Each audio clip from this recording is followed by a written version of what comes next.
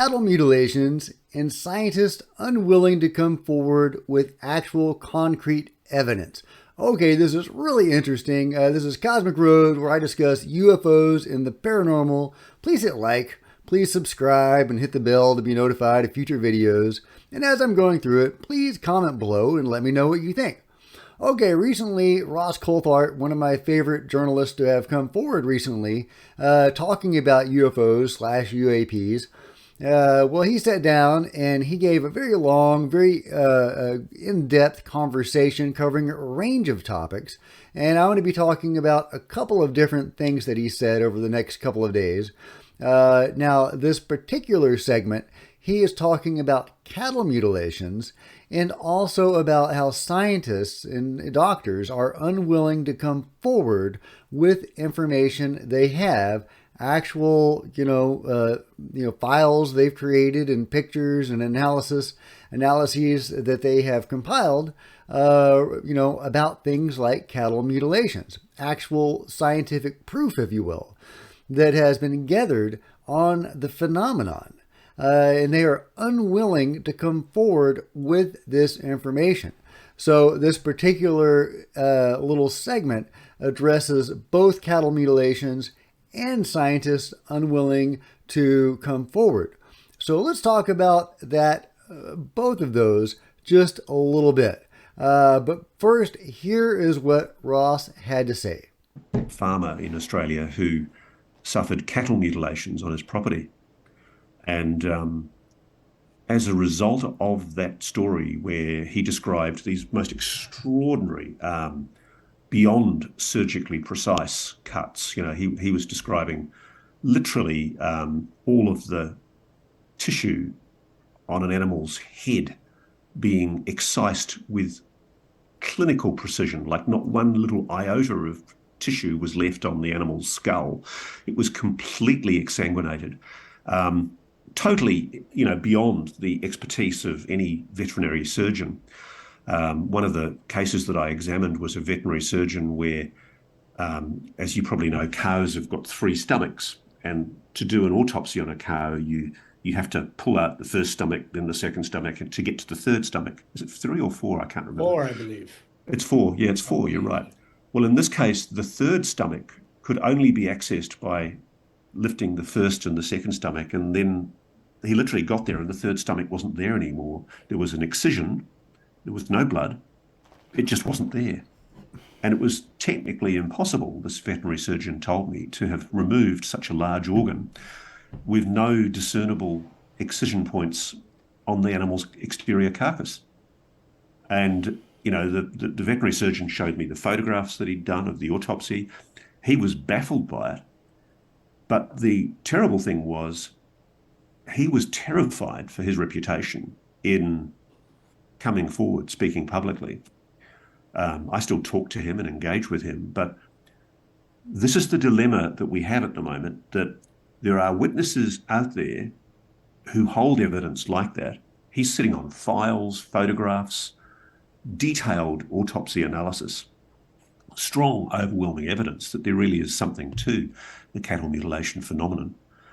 But he wouldn't even speak to his professional body in Australia because he's worried about losing his job and losing the credentials that he has, that he enjoys, that he's built up over 30 or 40 years.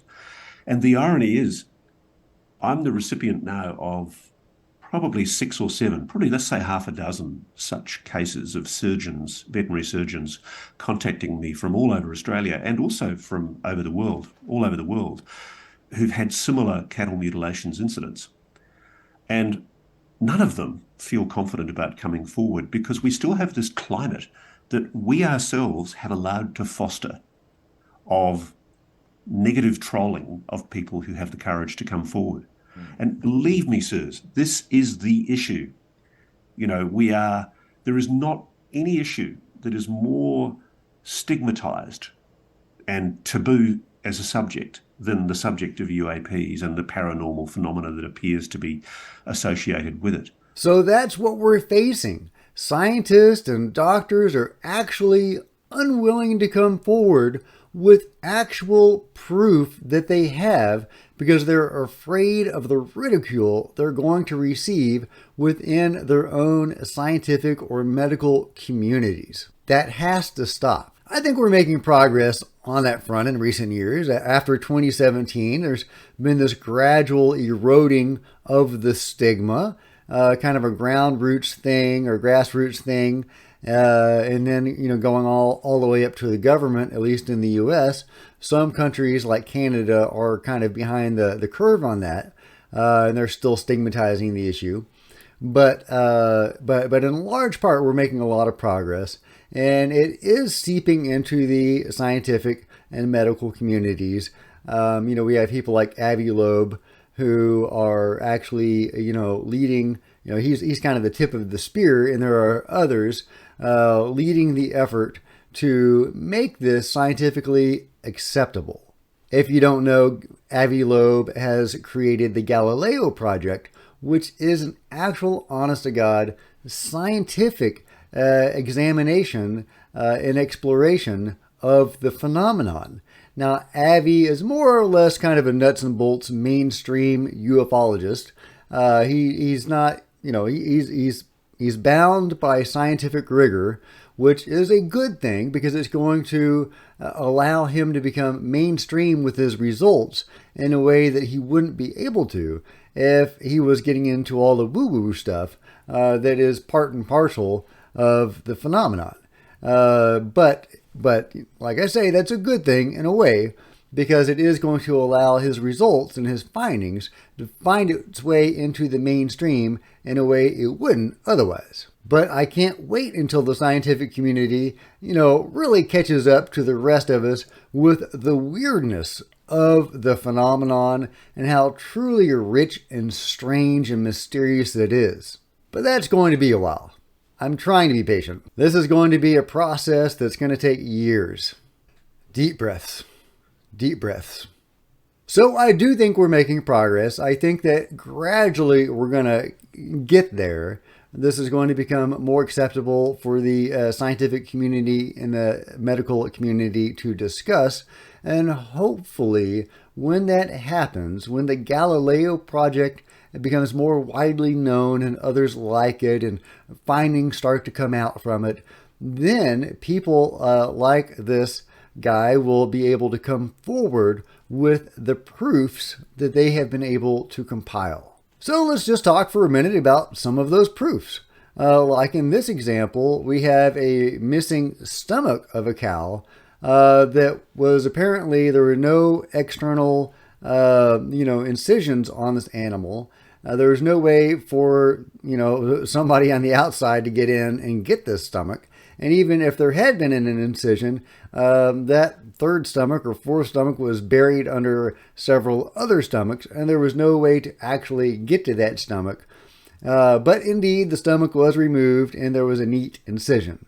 And that's what you see a lot in these cattle mutilations. You see organs removed and, flesh removed very neatly and precisely in a way that doesn't seem possible, according to our modern abilities. One example that sticks out in my mind is the missing heart. I only know of one of these cases, but there's probably multiple of them. But there was a cow that had a missing heart, and a cow has a sac around its heart, but the sac was not punctured. So again, like the stomach, there was no way to get to the heart without puncturing that sac. And yet the heart was missing as if it had just been transported out of the sac, beamed out of the sac, if you will. And in that case, I don't know about the incision point. If there was, there had to be some sort of incision, just like with the stomach. I'm not aware of the incision in that incident. Nevertheless, a heart missing from within the sac with no puncture.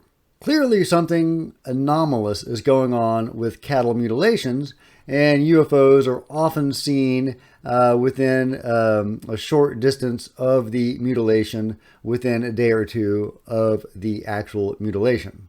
So I do believe that the phenomenon is in part responsible for the cattle mutilations. Why do I say in part? Well, because there is another incident where there was when researchers and investigators were trying to get to the bottom of a particular cattle mutilation, where a needle, like a veterinarian's needle, was lying underneath the body of a cow, of a mutilated cow. So what does that mean? That seems to suggest human involvement, right? So, is it aliens? Is it humans? Is it aliens and humans working together? Is it, or, I shouldn't even say aliens, the beings. Is it the beings doing this on their own? Is it beings doing it with the involvement of humans? Is it the beings and humans doing this separately?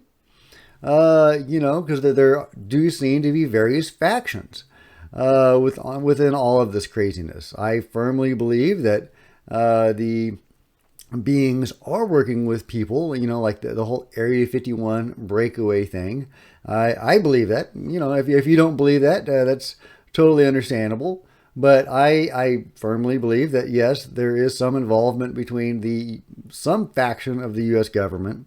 Part of it is going to be in the private sector now, and the beings. And there are, so there's that camp. And a lot of alien abductees indeed report seeing military officials and military government types working with the beings that abduct them.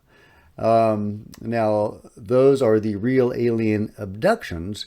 And then there are the strictly military abductions, where the military seems to be abducting people and then interrogating them about what the beings, because the military is abducting people that are alien abductees. And then they are interrogating those abductees, trying to find out what the aliens or the beings are doing. They want to know what the beings are up to, but they're not very nice about it. And there are some very unpleasant experiences that military abductees have undergone through these military abductions. But if all of that is true, that seems to suggest there are different factions. There's the military abductions, where the military faction is not involved with the phenomenon, and they are trying to find out what the phenomenon is doing. And then there is the other camp, where there are government types working with the beings. So what does that have to do with cattle mutilations? Well, again, there could be different camps and different factions. There could be the beings doing something with cattle, mutilating them for whatever purpose. And then there could be a separate faction, possibly a government faction, that is doing cattle mutilations on their own for their own particular reason.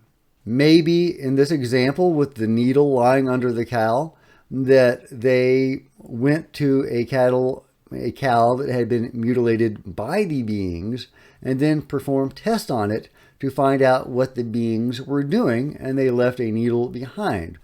Just throwing that out there. That's just my speculation. That's just one possible reason for the needle. If you have a better explanation, I'd love to hear it. Please leave that in the comments below.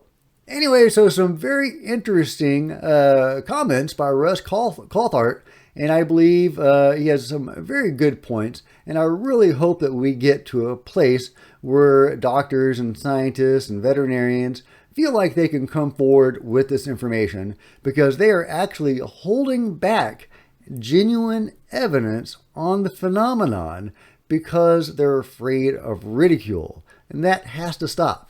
If you've enjoyed this video, please give it a big thumbs up. I would really appreciate it. That'd be awesome. Don't forget to hit the subscribe button. And if you do, please hit the bell to be notified of future videos. There's social media links below. Please follow me on Facebook and Twitter. I'm trying to get more active on social media, make my presence known a little bit better. And if you wanted to share this video, that would be super cool. As well, if you wanted to support the channel, there is a PayPal button below, so feel free to click on that and buy me a taco or something. I don't know. I like tacos. Who doesn't like tacos? So, otherwise, until next time, Cosmic Road out.